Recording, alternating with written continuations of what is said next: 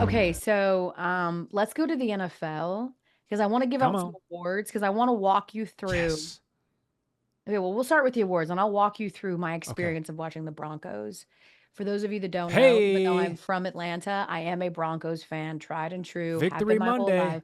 We love the Broncos, but let's give out a few awards. And I Okay. will start right there with the Broncos for my first award. The first award for it's unacceptable to lose to this team goes to the Broncos because every time someone loses to them, that's what they say at the press conference. They're Damn. like, it is unacceptable to lose to this team. Tampa Bay said the same thing, and now the Jets as well. The Broncos are one of those teams the last few years where, like, if you lose to them, it's like your bottom. You know how everybody has Hmm. like when people talk about like, whether they're fighting like alcoholism or substance abuse or whatever, and they're like, whatever their bottom was, like this is how you What a knew comparison. this was rock bottom. That's Yeah. everyone literally uses the Broncos as their rock bottom litmus test. Even last year, when the Chiefs lost to the Broncos, the Chiefs were like, this is the rock bottom for us. Like, this is the worst thing that could have happened. We are slumming it. We are bad. And that's exactly what the Jets looked like. And so Uh-huh. I'm doing WNBA countdown.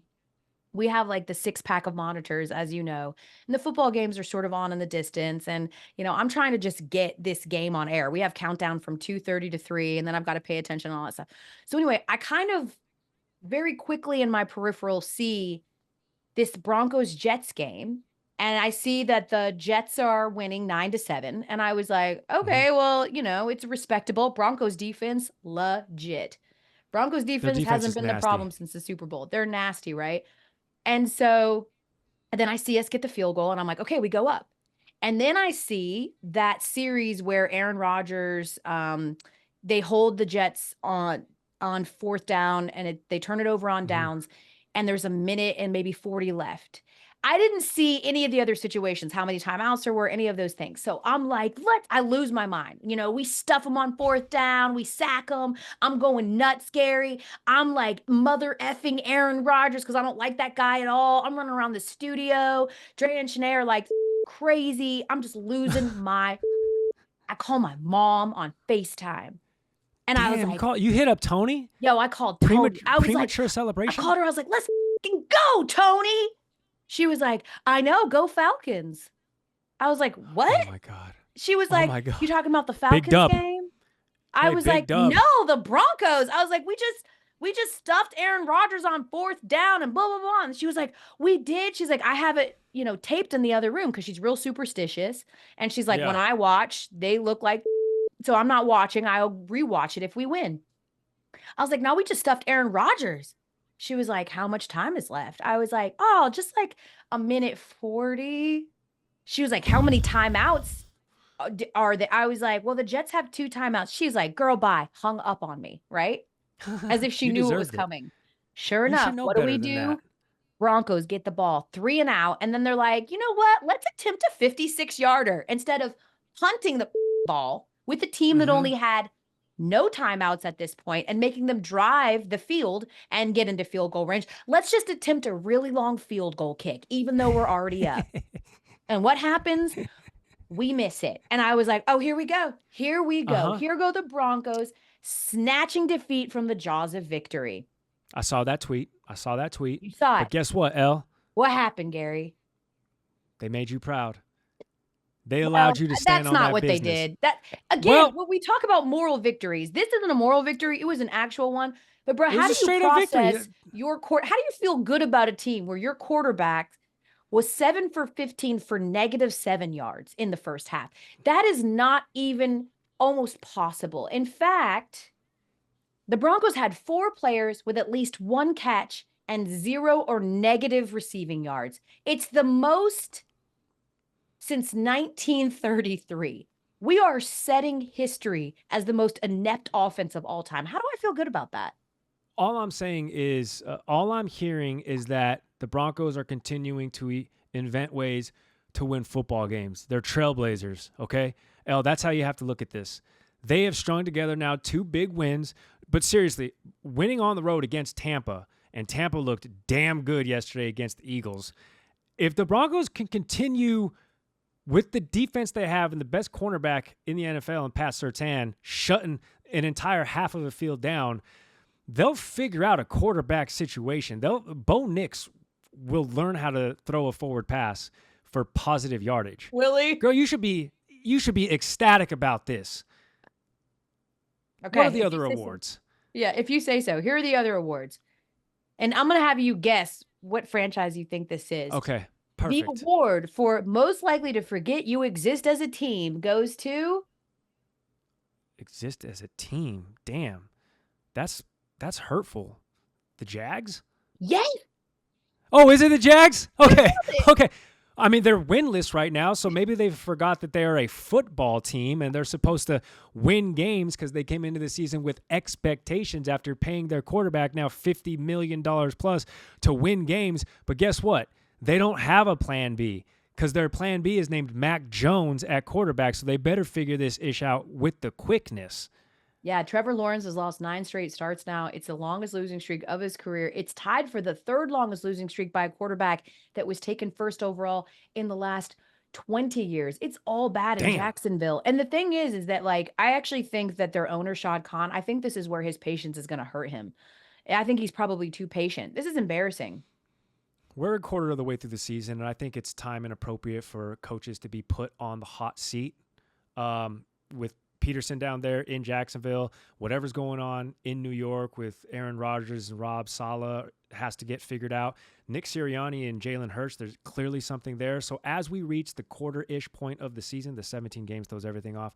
Now's going to be the time you start questioning, hey, we just gave Trevor Lawrence over $200 million to be our franchise guy, and he hasn't won us a game yet. I know. It sucks too, because when you think about that quarterback class, like I remember, and you remember too, we were both Sports Center anchors, like how big we made that quarterback class. Like this is going to be the quarterback class we look back on years from now and go, look at all these Hall of Famers that have come out. This class included Zach Wilson, Trey Lance, Mac Jones, Trevor Lawrence, and Justin Fields. Justin Fields playing the best out of everyone on this list right now.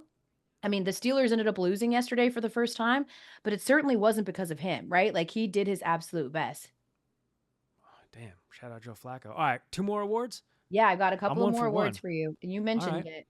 The award for quarterback most likely to give it away, the Loose Award, goes to Jaylen Hurts, who has an interception in every single game this season. And I, sometimes we do these like big topics on the shows, and it's like, have we seen Jaylen Hurts play the best football that he's ever going to play, right? He was in a Super Bowl a couple of years ago. They were 10-1 to start out last year. He was in the conversation for NFL MVP. And I wanted to feel like that was a little bit knee-jerk, and now I'm starting to feel like it's the truth. Like now I'm starting to wonder, what is wrong with Jaylen Hurts and his inability to protect the football or to make good decisions? He is seemingly getting worse on that metric, which is something you're supposed to get better at with time.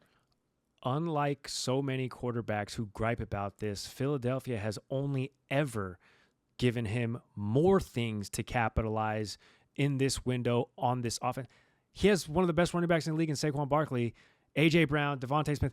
There are no lack of weapons for Jaylen Hurts, and it's crazy because they made it to a Super Bowl with Nick Sirianni, but now all of a sudden, I don't know. It seems weird. 27 turnovers since the start of last season. That leads the NFL. That's insane. 9 straight games with a turnover.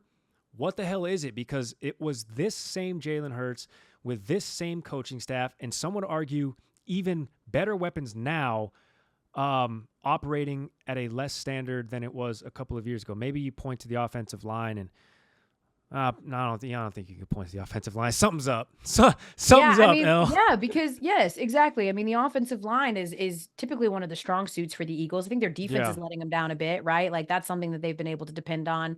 They're letting them down, which I hate to hear because it's just filled with former Bulldogs. And so this whole, Georgia Eagles is not going particularly well.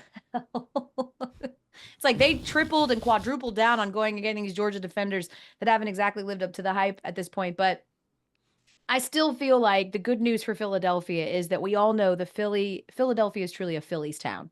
And right now, that's all the eggs that they're putting in the basket right now is in baseball. They're like, it's still baseball season. No one cares about the NFL. All right, sick. Yeah, what are they going to do in 30 days? Correct. Exactly. Or less. And finally, Gary, the award for Small Victories Award goes to Oh. Joe Burrow and the Bengals because, mhm. they beat the Panthers, which is Yeah. expected. Yeah. It's the But Panthers. Burrow wasn't sacked in a game for the first time since week 3 of the 2021 season. This man's always on his Damn, back. 3 Maybe he should seasons? get the Loose Award because he's always on his back. But he did not get sacked. I still feel like the Bengals defense is a huge problem. You gave up a ton of points to the Panthers. No disrespect to the Red Rifle. But they finally win a game. So at the very least, they this week don't have to talk about an 0-4 start to the season. The Bengals won the breakup because Andy Dalton had an opportunity, okay, to take his ex and be like, look what you did. Look what you lost. Bengals finally got off the schneid. Only one team in the history of the NFL has made it to the playoffs after starting 0-4, and it was the 1992 San Diego Chargers. Oh, wow. Listen, man, Cincinnati did not want to be in that conversation. Now, I'm going to pretend like I didn't hear what you said about Joe Burrow doing his best work on his back or something along those lines. I hate you so much. You said it, Elle. You said it. I stand by it. I stand by it. And the Okay. I want to give myself props awards goes to me because I said on First Take on Friday, listen, Gary, we're wrong all the time. I'm especially wrong all the time. And everyone on social wants to remind you of it. But everybody's really quiet when you're right. I predicted on Friday that the Ravens would do particularly well. I also said that Josh Allen was due for one of those mushroom trip games because the thing I used to love about Josh Allen was he truly was a mushroom trip type of quarterback. It's like you What pop does that one, it could mean? go really well, it could go really wrong. You just don't know what kind of trip you're going to get. And he's been very consistent the last couple of years. He always has those sort of Josh Allen vintage moments, but he's been perfect this year. And that told me that there was going to be a game and that it was going to be coming soon, that he was going to sort of look like old vintage Josh Allen, where he's just making these ridiculous decisions and he's pressing and he's doing too much. Mm-hmm. And I think a lot of people felt like because the Ravens have been so abysmal on defense as they are working out a new coordinator and all that he would continue to eat. And I predicted that the Ravens would do well because I thought the Ravens would be able to run all over the Bills and that time of possession would be key. And I was right. Derrick Henry almost hits the First play of the 200 game. century mark, right? Lamar Jackson gets a pair of touchdowns. He was running all over them. And Josh Allen reverted back to vintage Josh Allen. And the Ravens absolutely rolled. And what I love is because even after that first week when they lost to the Chiefs and everyone was chicken littling this thing, and especially after the second week and chicken littling this thing, when they lost to the Raiders, I was like, they need to figure out what their offensive identity is. And I felt like this game would tell them a lot about themselves. Stop trying to force the passing game. Like they tried to do that against the Raiders and Max Crosby just ate them alive. Lean into the fact that you can run the ball better than anybody else, that you've got two incredible tools between Lamar Jackson and Derrick Henry, that you've got a great offensive line that can block. We saw that, especially on display last night. And like now we're going from Chicken Little to the Ravens just proved they're the best team in the NFL. Oh my God, the knee-jerk reactions, right? There's still some things they need to sort out, but they looked amazing.